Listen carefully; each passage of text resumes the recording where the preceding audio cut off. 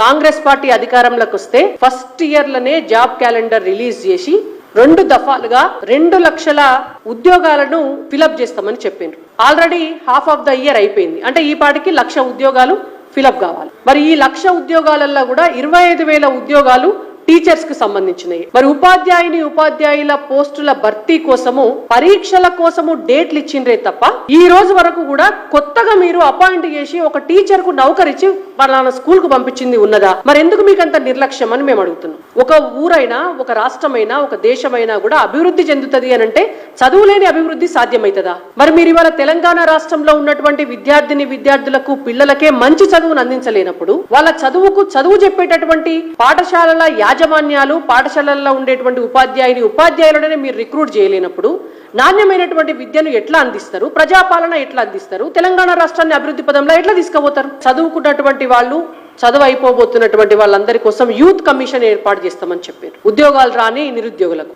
ఏమైంది youth commission? ఇప్పటివరకు ఎందుకు వేయలే రేవంత్ రెడ్డి గారు? యూత్ కమిషన్ ఏర్పాటు చేసి 10 లక్షల వడ్డీ లేని రుణం కూడా ఇస్తామన్నారు. 10 లక్షల వడ్డీ లేని రుణం. అంగన్వాడీ కేంద్రాలలో పనిచేసేటటువంటి టీచర్లకు 18,000 వేతనం ఇస్తాము అని చెప్పిండ్రు. ఇస్తున్నారా?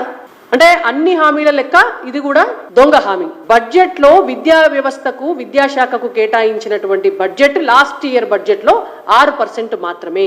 అయితే దానిని 15% చేస్తాము, అంత బడ్జెట్ పెంచుతాము అని చెప్పి కాంగ్రెస్ పార్టీ ఎన్నికల మేనిఫెస్టోలో పెట్టింది. మీరు గతంలో ఒక టెంపరీ బడ్జెట్ ఒకటి ప్రవేశపెట్టిండ్రు. మేము పూర్తి స్థాయి బడ్జెట్ ని జూన్లనో, జూలైలనో, ఆగస్టులనో మళ్ళీ ఒక 3-4 నెలల తర్వాత ప్రవేశపెడతాము. మళ్ళా కేంద్రంలో ఏ ప్రభుత్వం ఏర్పడ్డదో తెలిసిన తర్వాత ఇక్కడ మా బడ్జెట్ ఉంటుంది అని చెప్పినారు. అంటే మీరు మళ్ళా బడ్జెట్ ప్రవేశపెట్టి మీరు విద్యాశాఖకు అప్పుడు మీరు 15% కేటాయిస్తారో లేదో తెలియకుండా ఉన్నంత వరకు మరి అకాడమిక్ ఇయర్ స్టార్ట్ కాకుండా ఉంటుందా?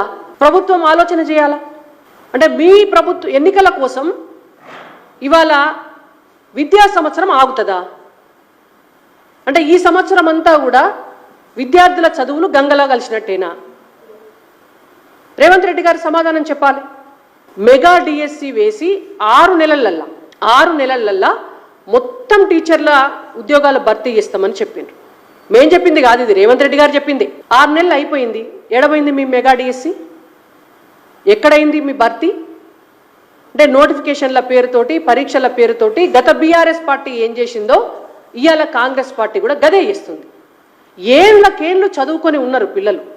మీరు పరీక్షలు పెడతామంటే మీరు నోటిఫికేషన్ ఇచ్చి, మీరు పరీక్ష పెట్టి, మీరు సెలక్షన్ ప్రాసెస్ చేసి, మీరు ఇంటర్వ్యూలు చేసి, మీరు అపాయింట్మెంట్ లెటర్ ఇస్తే తీసుకొని వెళ్ళి జాబ్లో జాయిన్ కావడానికి మొత్తం ప్రాసెస్కి కూడా 3 నెలలు చాలు. 3 నెలలు చాలు మొత్తం ప్రాసెస్కి.